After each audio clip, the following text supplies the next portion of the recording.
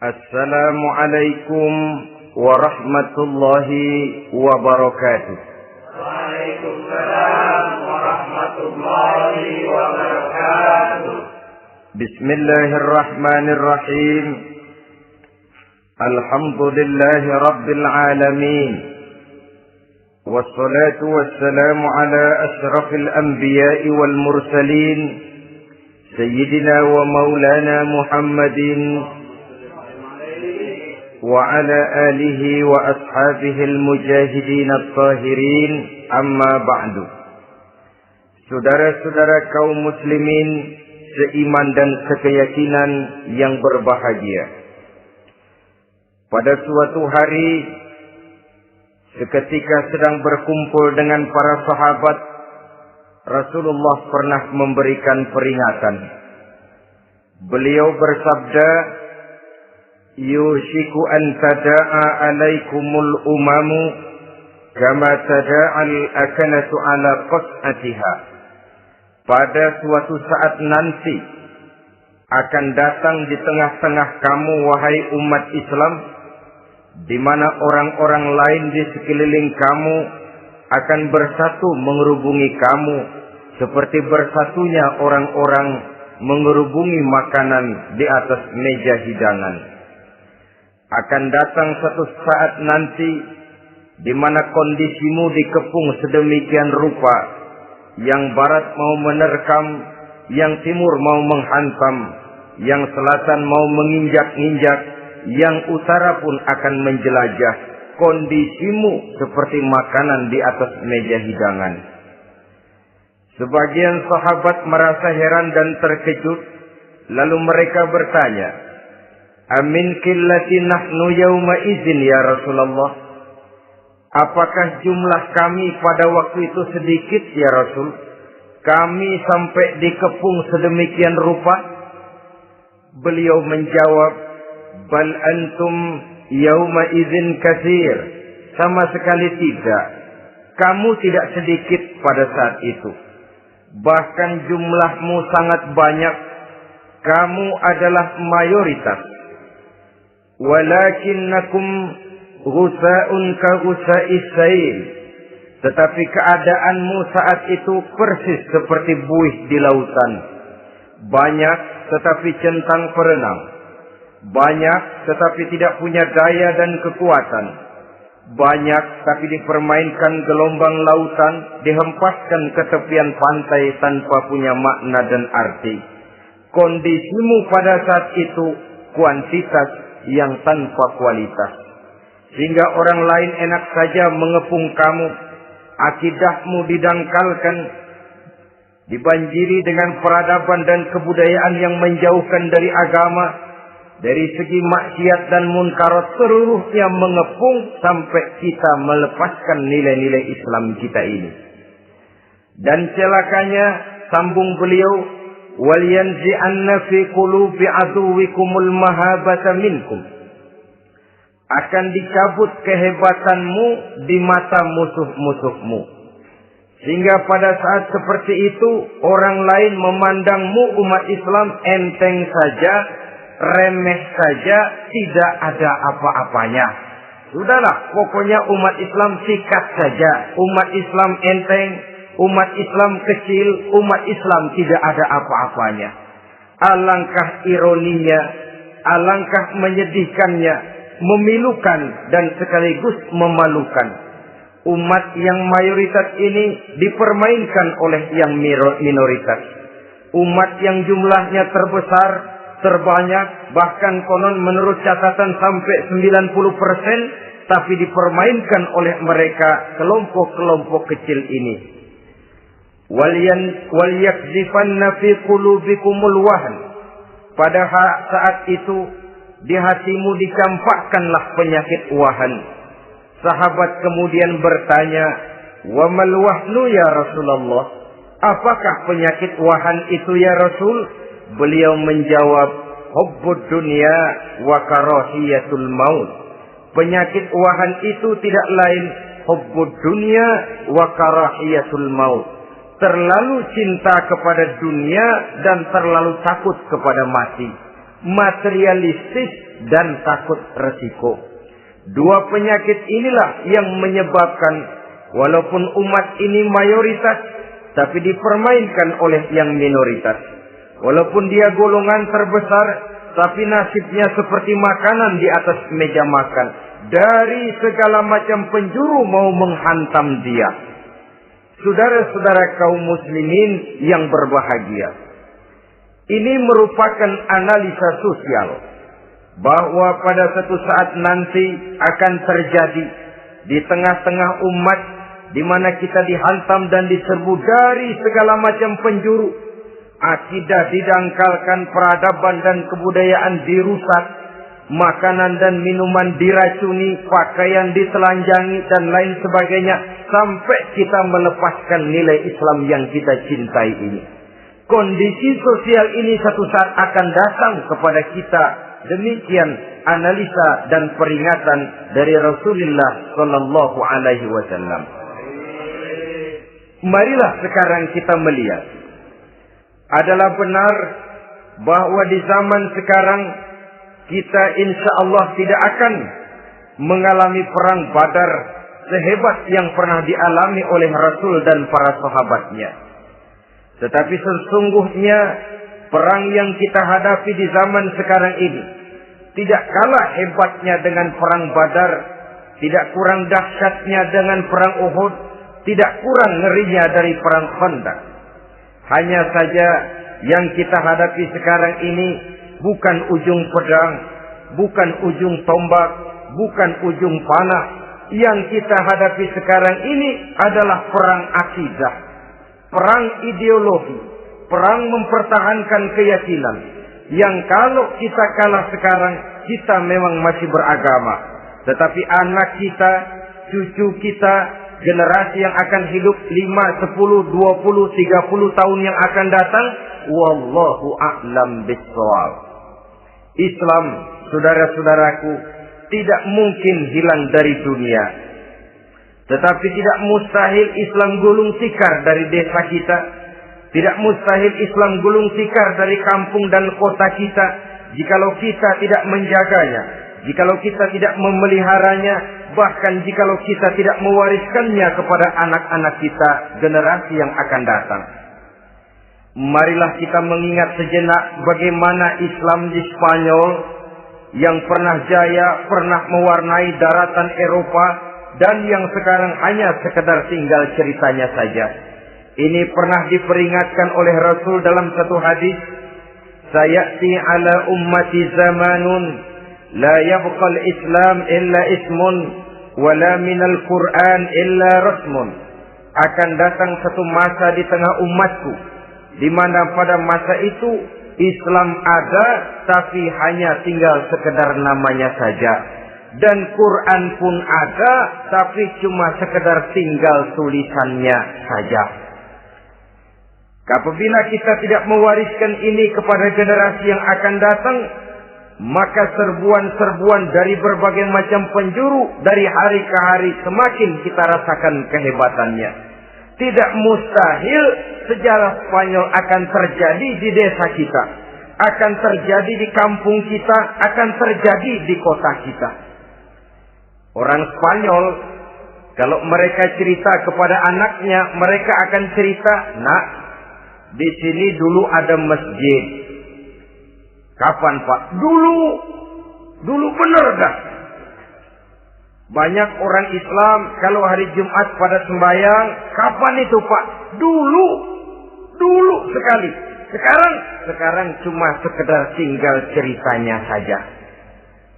Bukankah sesuatu yang sangat tidak mustahil apabila kita tidak menjaga dan mewariskan Islam ini kepada generasi yang akan datang, maka serbuan-serbuan akan membawakan hasil yang diinginkan oleh para penyerbu itu tadi. Kita sudah menjadi umat yang mayoritas, tetapi umat yang mayoritas ini menurut Rasul dikepung sedemikian rupa, akidahnya didangkalkan, peradaban dan kebudayaannya ditekan sedemikian rupa, kehidupan sosialnya dibuat individualis, Kemudian dari segi pergaulan, pakaian, makanan, minuman dan sebagainya diracuni sampai dia tidak lagi berpegang teguh kepada agamanya. Dan dikala itu hilang kehebatan umat ini di mata musuh-musuhnya. Orang lain memandang kita ringan saja, enteng saja, satu umat yang sudah kehilangan wibawa. Padahal konon kabarnya kita mayoritas, tapi enak saja dikutak-kutik orang lain. Dan dikala itu di hati kita merajalela penyakit wahan. Penyakit wahan itu apa? Pertama, hubbud dunia, terlalu cinta kepada dunia. Terlalu cinta kepada dunia yang menyebabkan kita lupa. Lupa akan tanggung jawab dan kewajiban. Lupa meneruskan dan mewariskan Islam kepada generasi yang akan datang. Kita berlomba dan berlomba hanya untuk mengejar dunia dan seluruh isinya. Baik dia bernama material, baik dia bernama seksual, baik dia bernama pangkat, jabatan dan kedudukan, berlomba-lomba kita di dalamnya. Sampai tercampaklah penyakit hubbud dunia di dalam hati ini. Berurat dan berakar dunia itu, sulit dan berat kita berpisah daripadanya. Akibatnya kemauan untuk berbuat demi dan atas nama agama sangat sulit terwujud di dalam kehidupan ini. Yang kedua, karahiyatul maut, terlalu takut kepada mati. Baik mati ajal, mati dalam artian yang sebenarnya, baik mati usahanya, baik mati karirnya, baik mati pangkat dan jabatannya. Sehingga dengan demikian akibatnya jatuhlah kita menjadi umat yang kehilangan wibawa di mata orang lain. Saudara-saudara kaum muslimin rahimakumullah. Saya katakan tadi, perang yang kita hadapi di zaman sekarang adalah perang akidah. Perang menghadapi peradaban dan kebudayaan yang menghancurkan moral daripada anak-anak kita. Perang menghadapi banjirnya maksiat dan munkarat. Yang di tengah-tengah itu, di samping berkewajiban menjaga diri dan keluarga, kita pun juga berkewajiban menjaga anak-anak kita generasi yang akan datang. Mengarahkan dan mendidik mereka sesuai dengan yang dikehendaki oleh Allah Subhanahu wa ta'ala. Oleh sebab itu, pada pertemuan kali ini yang akan saya bicarakan ialah bagaimana idealnya seorang muslim lebih dahulu memberikan pendidikan kepada anak-anaknya. Di tengah satu situasi dan kondisi di mana serbuan datang silih berganti melanda dan menghantam umat Islam, kemana anak-anak kita ini harus kita arahkan? Karena kita orang tua mempunyai tanggung jawab. Anak adalah amanah. Menyia-nyiakan amanah adalah dosa. Dan dosa itu merupakan satu dosa yang besar. Bahkan orang tua bisa saja masuk neraka kalau tidak bertanggung jawab tentang anak-anaknya. Satu riwayat menjelaskan ada orang soleh. Ngajinya cukup. Sholatnya cukup. Puasanya cukup. Zakatnya cukup. Di mana ada majelis taklim hadir. Baca Quran hobi. Fitnah orang tidak pernah. Di akhirat setelah disidang dia ternyata lebih banyak kebaikannya daripada kejahatannya. Maka dia pun diperintahkan dan dipersilahkan masuk ke dalam surga. Giliran anaknya disidang. Biang okem nih anak. Ditanya, siapa Tuhanmu? Tidak tahu. Siapa nabimu? Nyaho. Apa kitabmu? Ora gelem. Kamu pernah sholat? Tidak. Zakat? Tidak. Puasa? Tidak. Judi? Hobi. Zina? Tiap malam. Mabuk? Berat. Wah, brengsek kamu. Kebaikan tidak ada barang sedikit pun, sementara kesalahan dan dosa berlipat ganda. Kamu neraka. Anak ini protes. Benar, saya tidak kenal siapa Tuhan saya. Saya tidak tahu siapa nabi saya. Saya tidak tahu kitab suci dan kiblat saya. Saya tidak sholat, tidak zakat, tidak puasa. Tiap malam saya judi, saya zina, saya mabuk. Tapi saya kerjakan semua itu karena saya tidak tahu dan orang tua saya tidak pernah memberitahu saya. Dia enak-enakan hadir di majelis taklim, saya nyekek botol, didiemin saja. Dia enak-enakan baca Quran, saya zina, didiamkan saja. Saya bukan tidak mau, orang tua saya sama sekali tidak pernah mendidik saya. Dia mau benar sendiri. Maka kalau sekarang saya harus masuk ke dalam neraka, saya menuntut agar orang tua saya ikut sama-sama bergabung dengan saya ke dalam neraka. Gara-gara dia tuh saya jadi begini. Orang tuamu yang mana? Tuh, yang barusan mau ke surga. Ini orang tua yang sudah mau berangkat ke surga dipanggil. Sebentar dulu, Mas. Ini benar anak kamu? Iya, Pak. Waktu di dunia kamu tidak pernah ajarin dia ngaji? Sampai dia tidak kenal Tuhannya, tidak kenal nabinya, tidak kenal kiblat dan kitab sucinya? Iya, Pak. Dia tidak sholat, kamu diamkan saja. Dia tidak puasa, tidak zakat, kamu bersikap masa bodoh. Bahkan dia judi, dia zina, dia mabuk, kamu pun berdiam diri saja. Iya, Pak. Tahukah kamu bahwa anak ini adalah amanah? Menyia-nyiakan amanah artinya khianat. Dan khianat adalah dosa yang sangat besar. Kamu tidak bertanggung jawab. Maka kamu, anakmu, gabung ke dalam neraka. Saudara-saudara kaum muslimin rahimakumullah. Itu sebabnya Allah pesan benar-benar, ya ayyuhalladzina amanu qu anfusakum wa ahlikum nara. Hai orang-orang yang beriman, jaga dirimu dan keluargamu, istri, anak, orang-orang yang menjadi tanggung jawab dan kewajiban kita, jaga dan pelihara mereka dari api neraka. Saudara-saudara kaum muslimin, lalu kalau kita orang-orang tua yang hidup di zaman sekarang ini sudah sering beristighfar, mengurut dada, melihat situasi, membaca peta keadaan, konon tantangan yang akan dihadapi oleh anak-anak kita 15, 20, 25 tahun yang akan datang jauh lebih berat dari apa yang kita hadapi sekarang ini. Maka adalah wajar jika kita sebagai orang tua yang cinta kepada agama, cinta kepada anak-anak kita, berpikir untuk mewariskan nilai-nilai yang luhur ini kepada anak-anak kita generasi yang akan datang. Bagaimana pada mulanya kita harus mendidik mereka? Mari kita telusuri apa yang dicontohkan oleh Al-Quranul Karim.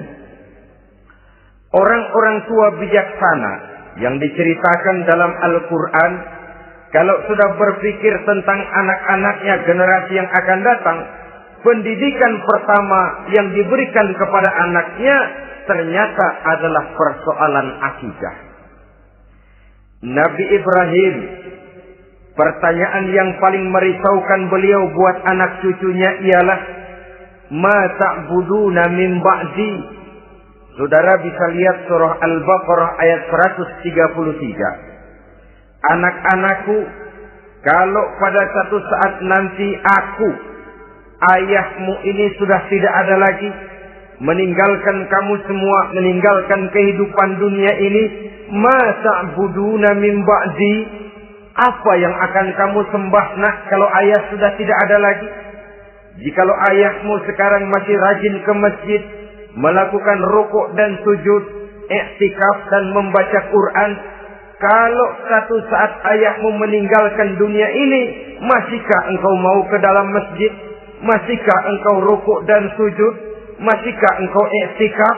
Ma ta'buduna min ba'di, apa yang akan kamu sembah kalau aku ayahmu tidak ada lagi nak? Ditanamkan bukan hanya keyakinan bertauhid, sekaligus juga menyembah kepada Allah yang kita yakinkan dengan tauhid itu tadi. Bukankah berbeda dengan kita kebanyakan orang tua sekarang? Kita tidak pernah berpikir ma ta'buduna min ba'di. Kalau bapak tidak ada, kamu nyembah apa nak? Kita orang tua sekarang pagi-pagi malah berpikir ma ta'kuluna min ba'di. Kalau bapak nggak ada, kamu nanti makan apa nak? Bukan nyembah apa yang kita pertanyakan, bukan nyembah apa yang kita khawatirkan, makan apa nak? Maka yang dicari lalu sekolah-sekolah yang bonafit, yang tidak peduli apakah itu merusak imannya, mematikan akidahnya, menghancurkan keyakinannya. Yang penting ada jaminan hari depan bisa dapat lapangan kerja. Akibatnya berduyun-duyun orang-orang tua muslim menyekolahkan anaknya di sekolah-sekolah yang bukan Islam, yang nyata-nyata membahayakan akidahnya. Dididik dengan kultur dan budaya yang bertentangan dengan nilai-nilai agamanya. Bukankah ini berarti merelakan anak untuk dikafirkan? Bukankah ini artinya menyerahkan anak untuk ditulis menurut selera para pendidik yang tidak sesuai dengan nilai akidah yang dimilikinya? Mengapa kita tidak berpikir seperti Nabi Ibrahim yang sebelum memberikan pendidikan kecerdasan, sebelum pendidikan matematika, IPS, PSPB dan disiplin ilmu lainnya, yang pertama ditanamkan ma ta'buduna min ba'di. Kalau ayahmu tidak ada, kamu menyembah apa nak? Menyembah Allah apa nanti malah menyembah harta? Menyembah Allah apa nanti malah mendewa-dewakan pangkat dan jabatan?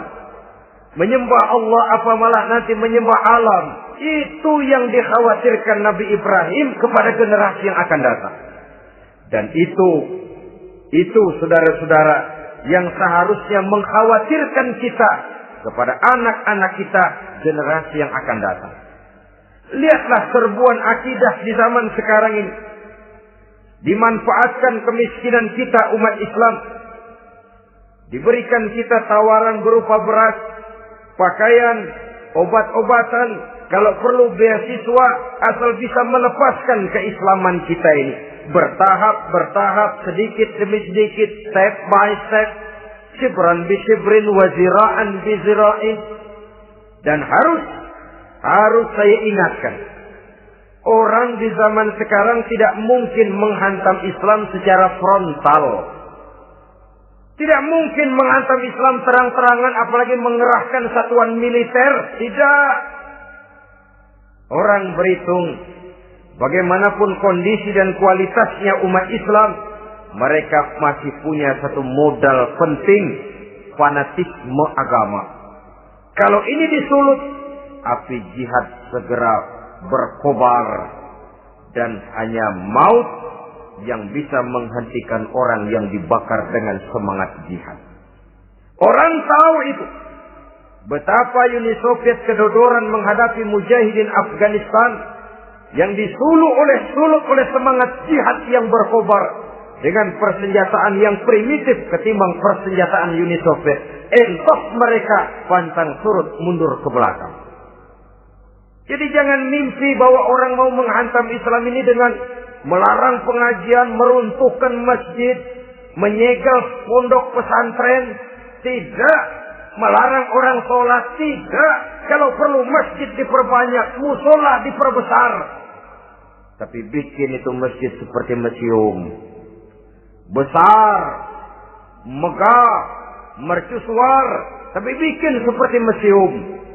Tempat orang kagum, tempat orang memuji, tapi sunyi dari nilai-nilai ibadah. Saudara-saudara kaum muslimin, untuk sampai kepada penghantaman akidah, jalan yang paling mudah dirintis sekarang ini secara bertahap dan sistematis memisahkan umat Islam dari Islamnya. Biarkan mereka bernama Muslim. Biarkan di atas kartu penduduknya tertulis agama Islam. Tapi tanamkan budaya-budaya yang menyebabkan cara bergaul mereka, cara berumah tangga mereka, cara bertetangga mereka, sampai kepada cara mereka berpakaian, cara mereka bergaul, cara mereka makan dan minum, cara mereka mendidik dan menyekolahkan anak sama sekali tidak lagi mencerminkan nilai-nilai yang islami. Itu sudah satu usaha yang paling praktis, memisahkan umat Islam dengan Islamnya. Kalau sadarlah kita ke arah ini usaha orang di zaman sekarang, maka yang harus pertama kita tanamkan kepada anak-anak kita, didik mereka dengan jiwa tauhid yang mengkristal di dalam batinnya, meresap sampai ke tulang sumsumnya, yang tidak akan sampai pun nyawa berpisah dari badannya. Akidah itu tidak akan berpisah dari hatinya. Bahkan dia sanggup dengan tegar berkata, lebih baik saya melarat karena mempertahankan iman daripada hidup mewah dengan menjual akidah. Satu khitbah, satu garis kehidupan yang perlu kita wariskan kepada anak-anak kita, generasi yang akan datang. Dahulu ada satu tradisi, saudara-saudara. Kalau anak gadis kita dilamar orang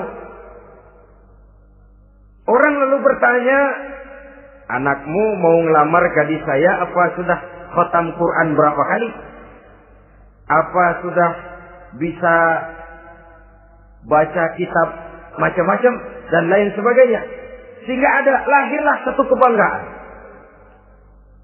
Apapun motifnya, tapi pertanyaan semacam ini zaman sekarang sudah langka. Paling-paling yang ditanya kalau anaknya dilamar orang, anakmu kerja di mana? Gajinya sebulan berapa? Kendaraannya bebek apa soang? Apa-apa? Itu yang kita pertanyakan, berkisar di seputar materi, kerja, job, status sosial, dan lain sebagainya. Perkara bisa baca Quran atau tidak, nomor 18. Perkara sembahyangnya rajin apa tidak, nomor 36. Saudara hadirin, akibatnya terjadi pergeseran nilai. Maka mendidik anak menurut tuntunan Quran adalah seperti yang diberikan contoh oleh Luqmanul Hakim, yang diceritakan dalam surah Luqman mulai ayat 11 dan selanjutnya. Apa pendidikan pertama yang harus kita berikan kepada anak? Pertama, ya bunayya la tusyrik billah.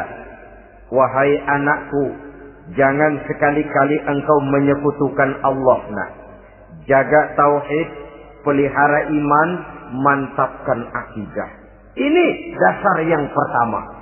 Belum lagi anak mengenal berbagai macam disiplin ilmu, yang pertama ditanamkan tauhid. Ini yang mendasari kehidupan. Ini yang akan menjadi mewarnai dan menjadi warna dari kepribadian seseorang. Sentuhan jiwa tauhid di dalam diri si anak. Belum lagi sempat dia kenal yang lain. Yang pertama yang kita tanamkan, kita wariskan, kita berikan, la tusyrik billah. Jangan sekali-kali menyekutukan Allah. Nah, kalau ini sudah tertanam, ini sudah merupakan satu fondasi yang kuat. Selebihnya nanti tinggal melihat bakat si anak, kemana dia harus dididik.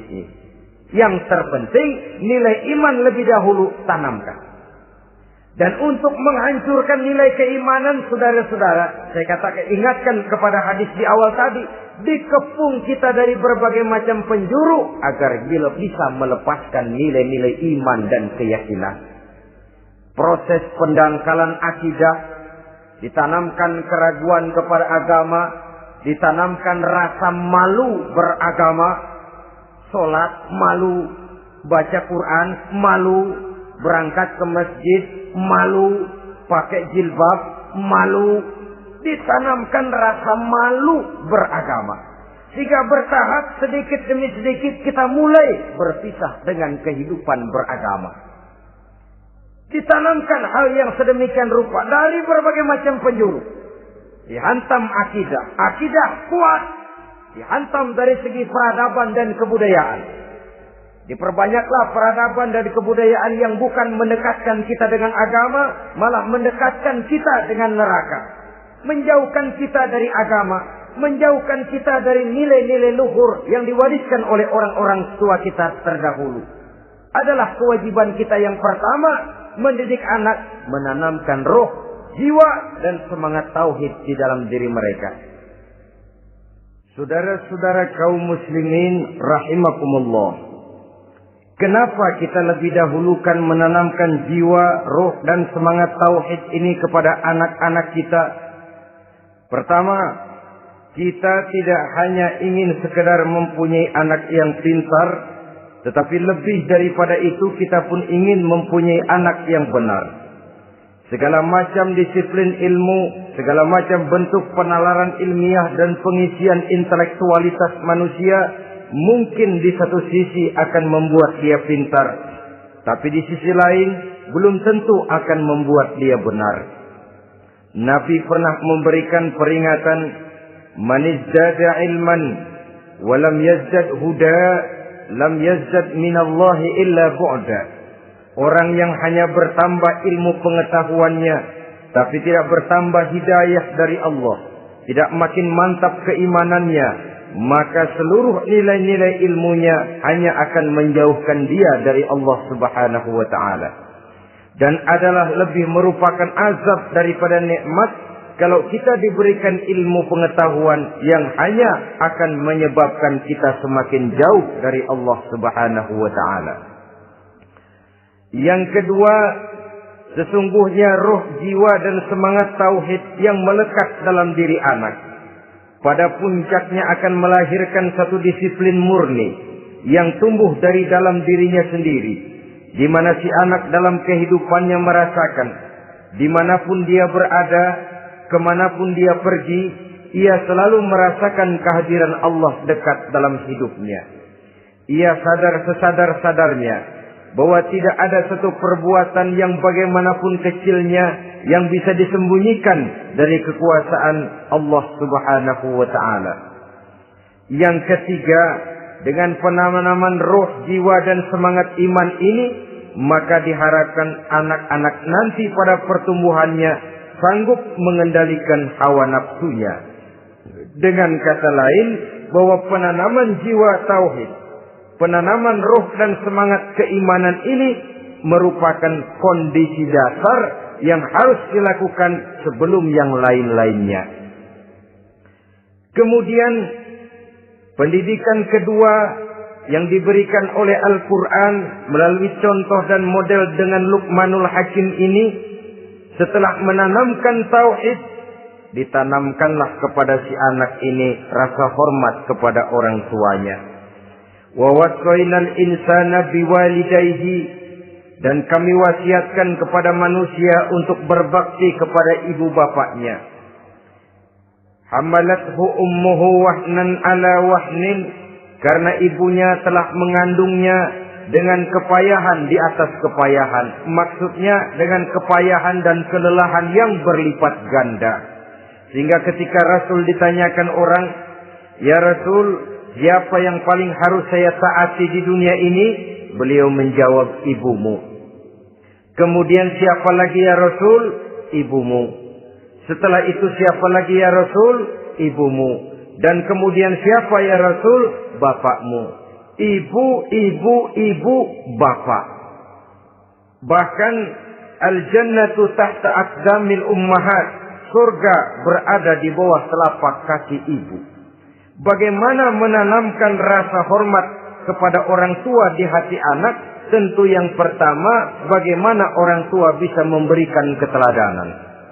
Marilah kita sebagai orang-orang tua ini menyadari bahwa sebelum anak kenal sekolah dasar, sebelum anak kenal TK, ibtidaiyah, sanawiyah, sampai kepada perguruan tingginya, yang pertama dia kenal adalah lingkungan rumah tangganya, gurunya adalah ibu bapaknya.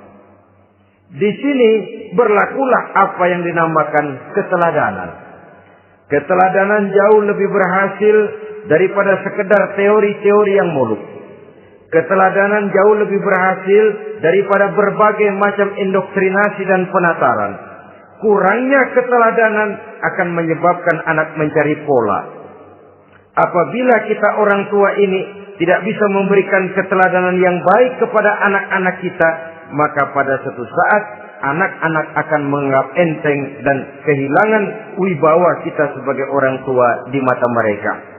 Dikala itu akan sangat sulit kita membentuk kepribadian mereka. Bukankah di zaman sekarang ini kita banyak mengalami krisis wibawa, krisis figur? Ada yang karena rapotnya merah melulu, gurunya dikeroyokin. Pak guru pulang sekolah dicegat. Bahkan nyaris ada orang tua pernah dibunuh oleh anaknya sendiri. Dan lain sebagainya, kasus-kasus yang sebenarnya tidak perlu terjadi. Karena memang bukan saja bertentangan dengan nilai budaya kita sebagai bangsa, tapi juga bertentangan dengan ajaran agama kita sendiri. Krisis wibawa, krisis figur, yang juga akibatnya harus kita sadari banyak faktor yang membentuk kepribadian anak. Pergaulannya, yang dibacanya, yang ditontonnya, yang disaksikannya di dalam kehidupan. Benar kita menyekolahkan mereka, tapi berapa jam mereka di sekolah? 6 jam, 7 jam paling lama. Sedangkan mereka hidup 1 hari 1 malam 24 jam. Kalau cuma 7 jam di sekolah, ini berarti lebih banyak dia di luar sekolah. Dan di luar sekolah itu artinya ya rumah tangganya, ya temannya, ya lingkungan di mana dia tinggal, yang seluruhnya sangat besar pengaruhnya dalam ikut membentuk kepribadian anak-anak kita. Saya katakan tadi, di samping kita menghadapi perang akidah, kita pun berhadapan di dalam perang menghadapi peradaban dan kebudayaan yang bukan saja menjauhkan kita dari agama, tetapi sanggup menghancurkan moral daripada anak-anak kita. Secara pribadi, saudara-saudara, saya iri, saya kagum misalnya dengan kemajuan yang diperoleh oleh negara tetangga kita, Jepang misalnya. Padahal tahun 45 ia pun hancur lebur oleh meledaknya atom di Hiroshima dan Nagasaki. Tapi bagai satu tenaga raksasa kemudian Jepang bangkit. Menjadi satu negara superpower di Asia. Bahkan gurunya saja Amerika sekarang ini kewalahan menghadapi perang dagang dengan Jepang ini. Dan yang menarik, Jepang bisa maju dan modern dengan tetap menjadi Jepang. Tanpa harus kehilangan identitasnya sebagai satu bangsa. Tanpa harus kehilangan kepribadiannya sebagai satu bangsa. Sebagai negara yang sedang berkembang, kita sering latah. Kita ingin meniru Barat, tapi bukan teknologinya, westernisasinya yang kita tiru. Bukan isinya, kulitnya yang kita ambil. Akibatnya apa? Modernnya belum, orangnya sudah Barat. Bergaulnya sudah cara Barat, berumah tangganya sudah cara Barat, berpakaiannya sudah cara Barat, mendidik anaknya sudah cara Barat. Di mana ketemu orang tua cukup hello daddy. Kulitnya kita ambil, sementara isinya kita campakkan. Ironi dan menyedihkan. Padahal kita sesungguhnya bisa maju dan modern. Bisa mengejar segala ketinggalan dan keterbelakangan kita. Dengan tetap menjaga nilai-nilai luhur budaya kita sebagai satu bangsa. Mengambil isinya. Dan kalau memang tidak perlu, lalu mencampakkan kulitnya. Pengaruh peradaban dan kebudayaan yang menghancurkan moral daripada anak-anak kita. Oleh pesatnya arus teknologi. Oleh pesatnya arus komunikasi. Di mana hal-hal yang terjadi di belahan dunia lain dapat kita saksikan hari ini juga melalui layar televisi. Yang terjadi di Amerika, di Eropa, di Afrika, di ujung dunia yang paling ujung sekalipun. Di ujung dunia yang paling ujung. Hari ini kejadian, hari ini sudah bisa kita saksikan. Pesatnya arus komunikasi. Kalau jatuh ke tangan anak-anak kita yang belum mempunyai filter, daya saring positif, akan dicerna oleh mereka tanpa memilah dan memilih. Akibatnya orang kampung bilang kelolodan. Makan nggak dikunyah lagi. Tentu saja akhirnya kelolodan. Dan kalau sudah kelolodan, menyusahkan kita seluruhnya. Oleh karena itu budaya menghormati orang tua perlu dijaga, perlu dipelihara dan diwariskan kepada anak-anak kita. Tali silaturahmi sehingga ada respeknya kepada orang tuanya. Jangan bapaknya dianggap CS, ibunya dianggap CS, kakeknya dianggap CS. Hilang rasa respek, hilang rasa menghormati. Sementara orang tua sendiri tidak bisa memberikan keteladanan, kurang mendapat perhatian dan lain sebagainya. Apalagi kalau baik ibu maupun bapak adalah orang-orang karier yang setiap hari sibuk menghadapi tugas masing-masing. Bapak sibuk rapat, pindah kantor sana kantor sini, ibu sibuk arisan, besarlah anak-anak di tangan pembantu dan lain sebagainya, sehingga dia merasa kurang mendapat perhatian, dan ini akan ikut membentuk warna dari kepribadian yang dimilikinya. Sampai kepada pelosok-pelosok desa, jaringan televisi memang menguntungkan. Tapi kalau sudah sampai kepada menayangkan budaya-budaya yang tidak sesuai dengan pola di mana mereka tinggal, pola lingkungannya, dan ingin mereka terapkan dalam kehidupan, ironi dan menyedihkan. Maka sering dikatakan, jikalau ABRI masuk desa, rakyat beruntung. Jikalau listrik masuk desa, rumah jadi terang. Jikalau koran masuk desa, rakyat jadi cerdas. Jikalau hakim masuk desa, rakyat lalu sadar hukum. Tapi jikalau maksiat dan munkarat masuk desa, minuman keras masuk desa, judi masuk desa, pelacuran masuk desa, rakyat tentu kiamat. Dan kita harus punya budaya untuk memilah dan memilih, mempunyai filter untuk jadi daya saring positif. Oleh karena itu, saudara-saudara, tahap kedua setelah menanamkan jiwa tauhid kepada anak, tanamkan rasa hormat kepada orang tuanya. Orang tua itu ibu bapaknya, orang tua itu guru-gurunya yang mengajarkan dia, atau yang dianggap tua yang lebih senior dari dia. Karena tidak ada satu peradaban yang berdiri sendiri. Bagaimanapun maju dan modernnya kita sekarang, tentu merupakan mata rantai yang berkaitan dari generasi terdahulu. Ini yang kedua. Setelah tauhid, berbakti kepada ibu dan bapak. Tidak ada satu kebahagiaan yang bisa ditegakkan di dunia ini tanpa doa, tanpa restu daripada ibu dan bapak. Ini rahmat hidup. Doanya dikabul Allah dan kutuknya juga dikabul oleh Allah Subhanahu wa ta'ala. Jadi mendidik anak setelah menanamkan jiwa tauhid, menanamkan rasa hormat dan taat berbakti kepada ibu bapaknya. Itu yang kedua. Kemudian yang ketiga, melalui model Luqman, Quran mendorong kita untuk mendidik anak menanamkan etika otonom. Apa itu? Ya bunayya, innaha in takum misqala habbatin min khardalin fatakun fi sakhratin aw fis samawati aw fil ardi ya'ti biha Allah.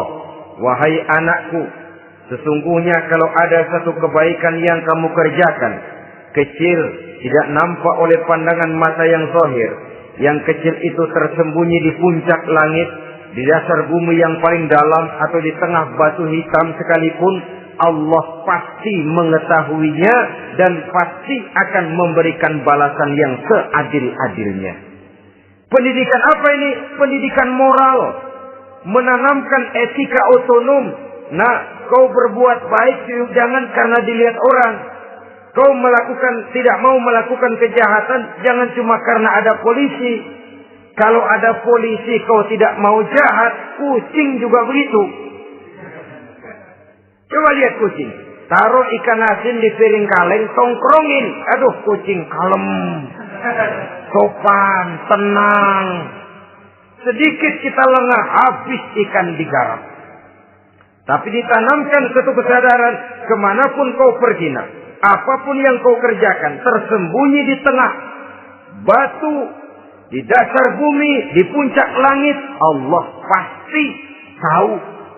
Dalam bahasa yang ringan, Kita ini diawasi oleh 2 hiperkomputer yang maha sensitif. Produksi langit, mereknya Rockheed dan Asid. Itu komputer yang sangat peka dan sensitif. Jangankan kita berbuat, kita berniat baik saja, komputer sudah nyatet sendiri. Inilah yang orang sekarang namakan waskat, pengawasan malaikat. Kalau hidup sudah merasa diawasi oleh malaikat, waskat berhasil. Tapi kalau waskat sudah diawasi malah nekat, itu yang gagal. Atau yang diawasi dan yang mengawasi sama-sama sepakat, itu juga bisa cincai. Saudara-saudara kaum muslimin rahimakumullah. Waskat dalam pengertian kita muslim, bagaimana hidup ini merasakan diawasi oleh malaikat. Intelektualitas yang tinggi sekalipun, IQ yang nilainya plus sekalipun, disiplin ilmu yang bagaimanapun banyak yang memenuhi benak kita tanpa diiringi oleh etika otonom, orang sering mencari celah dan kesempatan. Mencari celah dan kesempatan. Tapi kalau sudah merasa kemanapun saya pergi, dimanapun saya berada, kebaikan bagaimanapun sekecilnya saya lakukan, toh Allah pasti akan memberikan balasan. In khairan fa khairun, wa in syarran fa syarrun. Jikalau baik, baik balasan yang kita terima. Jikalau jahat, jahat kejahatan yang kita terima. Kalau sudah ke arah ini kita berpikir, maka sesungguhnya kalau kita berbuat baik kepada orang lain, hakikatnya kita sudah berbuat baik kepada diri kita sendiri. Lalu tidak ada merasa rugi berbuat baik kepada orang. Karena manakala dia melakukan kebaikan kepada orang lain, artinya dia sudah berbuat baik untuk dirinya sendiri. Jadi setelah tauhid, kemudian berbakti kepada ibu bapak, yang ketiga baru pendidikan tentang akhlak, tentang moral. Pola ini yang sering terlupakan oleh kita. Bahwa bagi kita itu pendidikan tidak lain upaya mencerdaskan otak anak. Jangan sampai sebab ini kelihatannya pembangunan makin maju, persaingan hidup makin tajam, tensi ekonomi semakin tinggi. Sementara jumlah tenaga kerja dengan lapangan kerja yang tersedia jauh dari mencukupi. Jikalau tidak membekali anak dengan pendidikan yang menunjang lapangan pekerjaan, orang tua khawatir, takut sekali anaknya jadi gelandangan. Dikhawatirkannya kehidupan dunia ini, sementara dia lupa kalau anaknya bisa jadi gelandangan di akhirat. Padahal selama-lamanya gelandangan di dunia, paling seumur manusia itu 60 tahun, 70 tahun lah umur orang sekarang. 70 itu sudah luar biasa itu. Tapi kalau harus menggelandang di akhirat, menjadi gelandangan di akhirat, alangkah menyedihkannya. Apakah akan kita korbankan satu kehidupan yang langgeng, abadi, cuma karena tertipu oleh fata morgana dan kamuflase? Kita korbankan yang sedikit, kita korbankan yang besar karena kita memilih yang sedikit. Dalam bahasa Al-Quran memang pernah diceritakan hidup ini hakikatnya perlombaan, saudara-saudara. Perlombaan. Dan di dalam perlombaan itu ada yang menang, ada yang kalah. Al-Quran lalu memberikan peringatan. Alhaakumut takatsur. Kamu telah lalai karena berlomba-lomba memperbanyak harta, mempertinggi pangkat dan kedudukan, hatta zurtumul maqabir, sampai kamu akan masuk ke liang kubur baru sadar.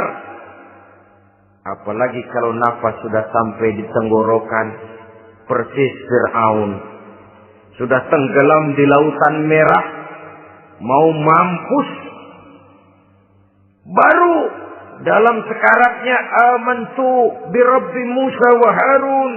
Kalau begini caranya, saya juga percaya kepada Tuhan Musa dan Harun. Percaya kepada Allah. Sudah mau mati, baru amantu bi Rabbi Musa. Kami percaya kepada Tuhan Nabi Musa, kata Fir'aun. Malaikat maut kesal benar, dilelepin terus di laut. Mampus tuh sekalian.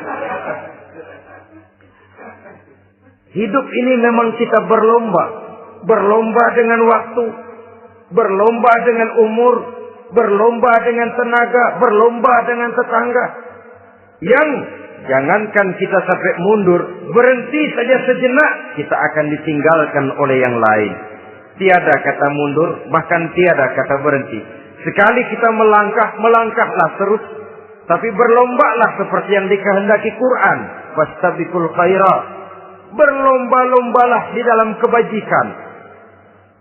Jangan berlomba-lomba di dalam kemaksiatan, kemunkaran, kejahatan.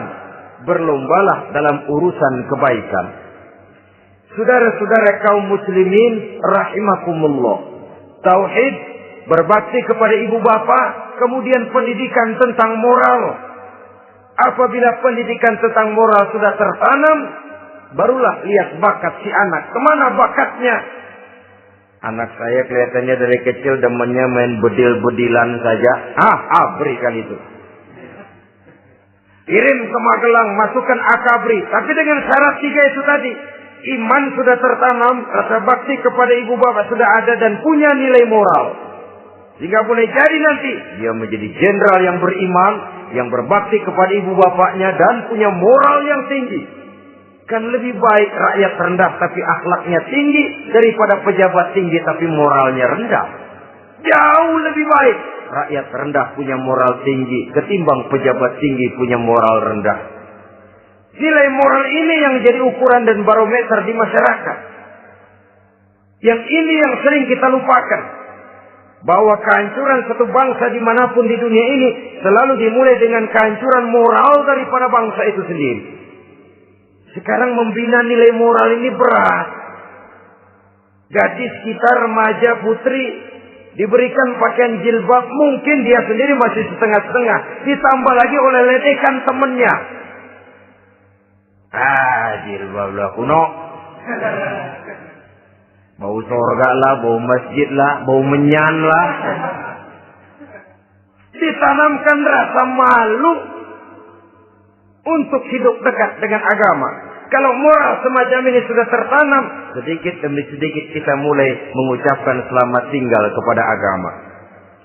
Dan kemalangan apa yang lebih malang kalau kita sudah jauh dari agama ini? Bukankah Islam telah menyelamatkan manusia dari penyakit jahiliyah dan membawanya kepada satu kehidupan yang maju dan modern? Kalau kita tinggalkan Islam ini, bukankah artinya kita akan kembali kepada satu zaman jahiliyah? Hanya saja jahiliyah itu berada di abad modern. Versinya tentu lebih modern. Kalau zaman jahiliyah dulu mabuknya pakai arak, zaman sekarang sudah macam-macam orang bisa mabuk. Kalau zaman jahiliyah dulu anak perempuan dikubur hidup-hidup, zaman sekarang kadang-kadang belum sempat lahir ke dunia, malah sudah dibunuh lebih dahulu. Versinya saja yang berbeda. Kalau di zaman jahiliyah dahulu manusia menyembah batu yang bernama Latta, Uzza, Manat dan Hubal. Di zaman jahiliyah modern sekarang ini orang sering menyembah kepala bagiannya, sering menyembah atasannya, sering menyembah komputer, sering menyembah teknologi modern yang lebih diyakininya daripada Allah sebagai keyakinan sentral di dalam hidupnya. Saudara-saudara kaum muslimin rahimakumullah. Jadi yang ketiga, nilai moral yang ditanamkan kepada anak-anak kita supaya dia bisa menghadapi tantangan-tantangan hidup yang semakin berat ini dengan tetap berpegang teguh kepada nilai-nilai moral yang diwarnai oleh jiwa keimanannya yang bersumber dari ajaran agamanya. 3. Kemudian yang keempat, barulah tatanan kehidupan sehari-hari. Apa kata Luqman? Ya bunayya aqimis shalah. Setelah bertauhid, berbakti kepada ibu bapa, punya nilai moral. Ya bunayya aqimis shalah. Nak, dirikan salat. Rumah tangga muslim. Anak berumur 7 tahun sudah berani meninggalkan salat. Kata Nabi, pukul.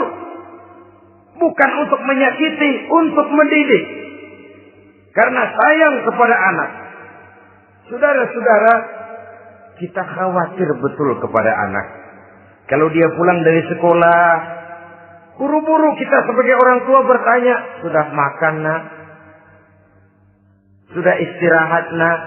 Tapi jarang kita sebagai orang tua melontarkan, sudah sholat nak? Bahkan kita bisa memberikan sugesti kepada anak. Nah, kalau kau naik kelas 1 sampai naik ke kelas 2, bapak beliin sepeda. Tamat SD nak, motor. Tamat SMP nak, ke Bali juga. Tamat SMA nak, Singapura.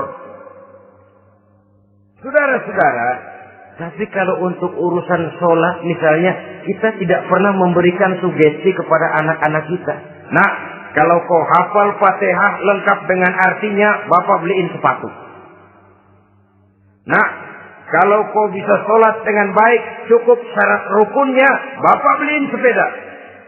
Ada rangsangan, ada sugesti yang membuat anak lebih tergerak untuk hidup dalam suasana keagamaan. Ya bunayya aqimis sholat, nak dirikan sholat. Sebab ini sandaran vertikal yang paling langsung antara manusia dengan Tuhannya. Menyadari bahwa sepanjang yang bisa dilakukan oleh manusia hanyalah berusaha dan kepastian sepenuhnya ada di tangan Allah. Dengan sholat kepribadianmu diperteguh. Dengan sholat sandaran vertikalmu kepada Allah diperkuat. Dan pada waktunya nanti Al-Quran memberikan bimbingan, hendaklah minta tolong kepada Allah dengan sabar dan tetap mendirikan sholat. Ya bunayya aqimis sholat.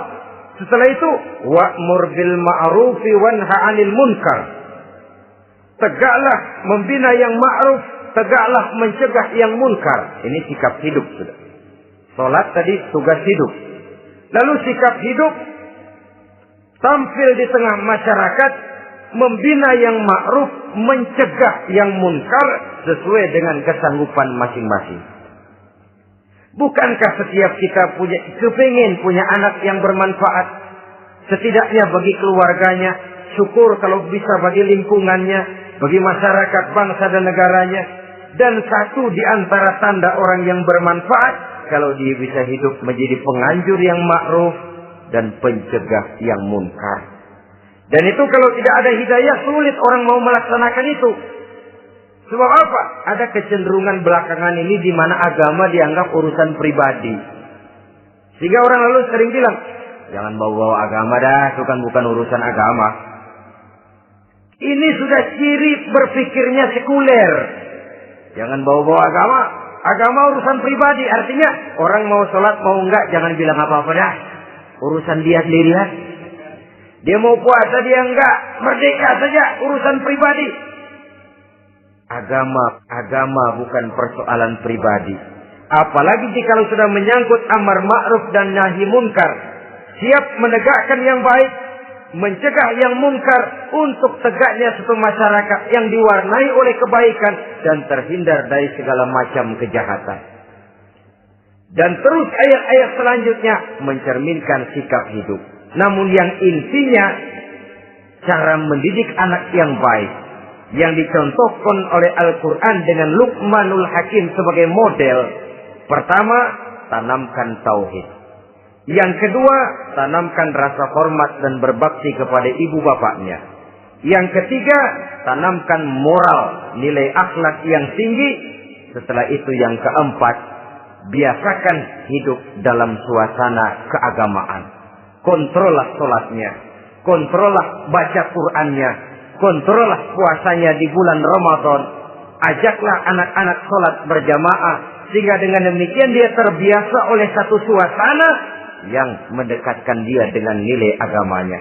Dari sana diharapkan nilai-nilai ilmu yang didapatnya dari bangku sekolah akan menciptakan keseimbangan dengan yang ditanamkan oleh orang tuanya dalam bentuk yang dijelaskan oleh surah Luqman itu tadi. Sehingga apabila keseimbangan ini terwujud, akan menjalin keseimbangan dalam pola berpikir, dan keseimbangan dalam pola berpikir akan melahirkan keseimbangan dalam perbuatannya. Terwujudlah kita harapkan insan yang fid dunya hasanah wa fil akhirati hasanah. Inilah harapan kita semua. Mudah-mudahan Allah memberikan kekuatan kepada kita untuk mewariskan nilai-nilai yang baik kepada generasi yang akan datang. Sehingga esok harus lebih baik daripada hari ini. Dan lusa harus lebih baik daripada hari esok. Terima kasih atas perhatian saudara. Mohon maaf atas segala kekurangan. Usikum wa nafsi bitaqwallah. Wassalamualaikum warahmatullahi wabarakatuh. Waalaikumsalam.